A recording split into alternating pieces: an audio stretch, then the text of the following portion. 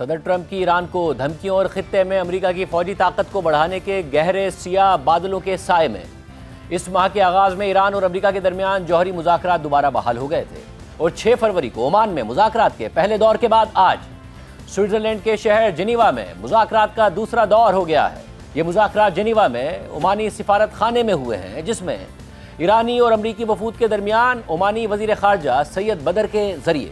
تقریباً 4 گھنٹے تک انڈائریکٹ بات چیت ہوئی ہے۔ مذاکرات کے اس دور میں ایرانی وفد کی قیادت وزیر خارجہ باسر اراغچی نے کی، جبکہ امریکی وفد کی سربراہی صدر ٹرمپ کے خصوصی نمائندے اسٹیو وٹکاف اور صدر ٹرمپ کے داماد اور مشیر جیرڈ کشنر نے کی۔ میڈیا رپورٹس کے مطابق آج ہونے والے مذاکرات کے دوران بنیادی توجہ جوہری امور کے تکنیکی پہلوؤں پر مرکوز رہی اور دونوں فریقوں نے عمانی ثالثوں کے ذریعے جوہری معاملات پر تحریری نوٹس کا تبادلہ کیا اور جوہری قانونی اور معاشی امور کے ماہرین بھی مذاکرات کا حصہ تھے، جبکہ نوٹس کے تبادلے سے پہلے دونوں وفود نے عمانی وزیر خارجہ سید بدر سے علیحدہ ملاقاتیں بھی کی۔ مذاکرات کے بعد ایرانی وزیر خارجہ باسر اراغچی نے میڈیا سے بات کرتے ہوئے حالیہ مذاکرات کو کافی سنجیدہ قرار دیا۔ الجزیرہ کے مطابق ایرانی وزیر خارجہ باسر اراغچی نے مذاکرات کے بعد بات کرتے ہوئے کہا ہے کہ معاہدے کا راستہ شروع ہو گیا ہے، تاہم دونوں فریق ابھی بھی کچھ موضوعات پر کام کرنے کے مرحلے میں ہیں، جبکہ باسر اراغچی نے مزید کہا کہ مذاکرات میں ہونے والی اس پیش رفت کا ہرگز یہ مطلب نہیں ہے کہ ایران جلد ہی امریکہ کے ساتھ جوہری پروگرام پر کسی معاہدے پر پہنچ جائے گا۔ باسر اراغچی نے صحافیوں سے گفتگو میں یہ بھی کہا کہ میں کہہ سکتا ہوں کہ گزشتہ دور کے مقابلے میں ہم نے بہت سنجیدہ مذاکرات کیے ہیں اور ایک تعمیری ماحول تھا جہاں ہم نے اپنے خیالات کا تبادلہ کیا۔ باسر اراغچی کے مطابق ہم نے کچھ باتوں پر اتفاق کیا اور کچھ بنیادی اصول وضع کیے۔ ان اصولوں کی بنیاد پر ہم بالآخر ایک دستاویز تیار کریں گے۔ ہم پر امید ہیں کہ ہم یہ حاصل کر سکتے ہیں۔ جب ہم دستاویز تیار کرنے کے مرحلے پر پہنچیں گے تو قدرتی طور پر عمل سست ہو جائے گا۔ ایران کے وزیر خارجہ نے یہ بھی کہا کہ امریکہ کے ساتھ مذاکرات کے تیسرے دور کی کوئی تاریخ طے نہیں کی گئی، کیونکہ دونوں فریق ممکنہ معاہدے کے مسودے تیار کرنے کے بعد ہی وقت مقرر کریں گے۔ باسر اراغچی کے مطابق یہ طے پایا ہے کہ دونوں فریق ممکنہ معاہدے کے مسودات پر مزید کام کریں گے، جس کے بعد مسودات کا تبادلہ کیا جائے گا اور تیسرے دور کی تاریخ مقرر کی جائے گی۔ اس کے علاوہ باسر اراغچی نے یہ بھی کہا کہ امریکہ کا 2018 میں جوہری معاہدے سے یک طرفہ طور پر دستبردار ہو جانا بین الاقوامی طور پر منظور شدہ معاہدے کی واضح خلاف ورزی تھی اور یہ فیصلہ نہ صرف کثیر فریقی وعدوں کو نظر انداز کرتا ہے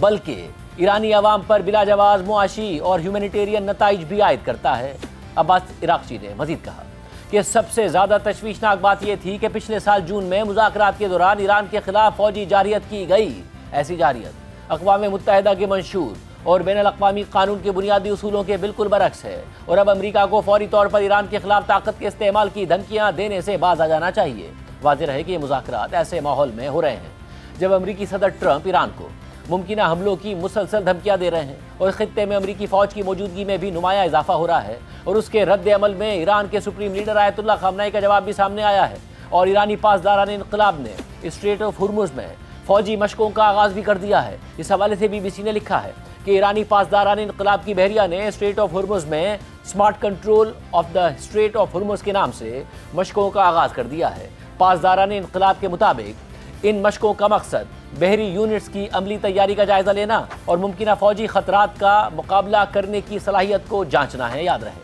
کہ اس سے پہلے اطلاع دی گئی تھی کہ پاسداران انقلاب 12 فروری کو اسٹریٹ آف ہرمز میں مشقیں کرنے کا ارادہ رکھتی ہے، تاہم امریکی سینٹرل کمانڈ کے رد عمل کے بعد کہا گیا کہ کوئی مشق طے نہیں کی گئی ہے۔ سینٹ کام نے اپنے بیان میں زور دیا تھا کہ پاسداران انقلاب کسی بھی فوجی مشق کو محفوظ اور پیشہ ورانہ انداز میں انجام دیں تاکہ انٹرنیشنل شپنگ متاثر نہ ہو۔ ایسے میں ان اہم اور ہائی اسٹیک مذاکرات سے پہلے کل ایرانی وزیر خارجہ کی اقوام متحدہ کے جوہری نگراں ادارے انٹرنیشنل اٹامک انرجی ایجنسی کے سربراہ رافیل گروسی سے بھی ملاقات ہوئی تھی، جس میں آج ہونے والے مذاکرات کے تکنیکی امور پر تفصیلی گفتگو کی گئی تھی۔ عام بات یہ ہے کہ امریکہ ایران کے جوہری پروگرام سے متعلق مذاکرات کے دوران ایران کے میزائل پروگرام کو بھی زیر بحث لانا چاہتا ہے، جو اسرائیل کی بھی خواہش ہے۔ ایسے میں اب تک ایران پابندیوں میں نرمی کے بدلے اپنے جوہری پروگرام کو محدود کرنے پر تو آمادہ نظر آ رہا ہے، تاہم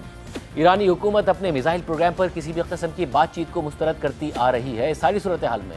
امریکی صدر ٹرمپ مسلسل ایران کو معاہدہ نہ کرنے کی صورت میں حملے کی دھمکیاں دے رہے ہیں اور وہ یہ دعویٰ بھی کر رہے ہیں کہ گزشتہ ماہ کے آخر میں USS ابراہم لنکن کے بعد انہوں نے مشرق وسطیٰ میں ایک اور طیارہ بردار بحری جہاز بھیج دیا ہے، جو امریکہ کا سب سے بڑا طیارہ بردار بحری جہاز ہے، جسے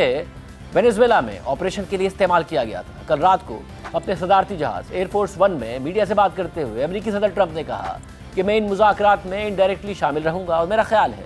कि ईरानी हुक्काम मुआहिदा ना करने के नताइज का सामना नहीं करना चाहेंगे। ऐसे में आज ईरान के सुप्रीम लीडर आयतुल्ला खामनाई ने ईरान के सामने खलीज ओमान में अमरीकी जंगी जहाज़ों की मौजूदगी पर रद्द-ए-अमल देते हुए कहा है कि अमरीका ईरान को तबाह नहीं कर सकता। खामनाई ने एक अवामी इज्तिमा से खिताब करते हुए कहा कि जंगी जहाज़ खतरनाक होते हैं, लेकिन जंगी जहाज़ से ज़्यादा खतरनाक वो हथियार होता है जो उस जंगी जहाज़ को समंदर की तह में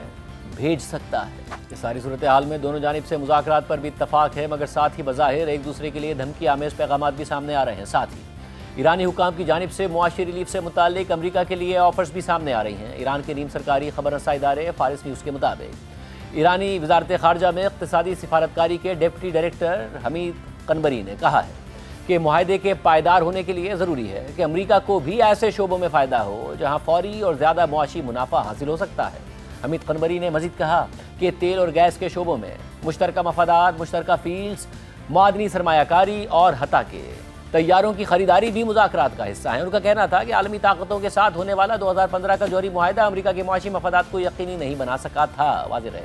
कि 2018 में सदर ट्रंप ने इस मुआहिदे से अमरीका को अलग कर लिया था, जिसके तहत ईरान के जौहरी प्रोग्राम पर पाबंदियों के बदले उस पर आयद इक़्तिसादी पाबंदियों में भी नरमी कर दी गई थी। लेकिन ट्रंप की जानिब से मुआहिदा ख़त्म करने के बाद ईरान पर दोबारा सख्त मुआशी पाबंदियाँ आयद कर दी गई थी। आलमी खबर रसा इदारे रॉयटर्स के मुताबिक 2015 के जौहरी मुआहिदे तक पहुँचने वाले मुज़ाकरात मल्टीलैटरल थे, ताहम मौजूदा बातचीत सिर्फ ईरान और अमरीका तक महदूद है, जबकि ओमान सालिस का किरदार अदा कर रहा है। ईरान के नायब वज़ीर ख़ारजा मजीद तख्त रवांची ने इतवार को BBC से गुफ्तगू करते हुए पाबंदियों में नरमी के बदले ईरान के जौहरी प्रोग्राम पर समझौते के लिए आमादगी जाहिर की थी और कहा था कि अब ये बॉल अमेरिका के कोर्ट में है कि वो साबित करे कि वो मुआहिदा करना चाहता है। ताहम उन्होंने एक बार फिर वाज़ेह किया कि ईरान यूरेनियम की अफजोदगी सिफर करने के मुतालबे को कबूल नहीं करेगा, जो माजी के मुज़ाकरात में एक अहम इख्तिलाफी नुक्ता रहा है। अमरीका के नज़दीक ईरान के अंदर अफजोदगी का अमल मुमकिन जौहरी हथियारों का रास्ता बन सकता है, जबकि ईरान ऐसे अज़ाइम की तरदीद करता है। सारी सूरत हाल में अमरीका ईरान पर मुआशी दबाव भी बढ़ा रहा है। अमरीकी न्यूज़ वेबसाइट एक्सियोस ने खबर दी थी कि इस हफ्ते के आगाज़ में व्हाइट हाउस में होने वाली मुलाकात के दौरान सदर ट्रंप और इसराइली वज़ीर आज़म नेतन्याहू इस बात पर मुत्तफ़िक़ हो गए थे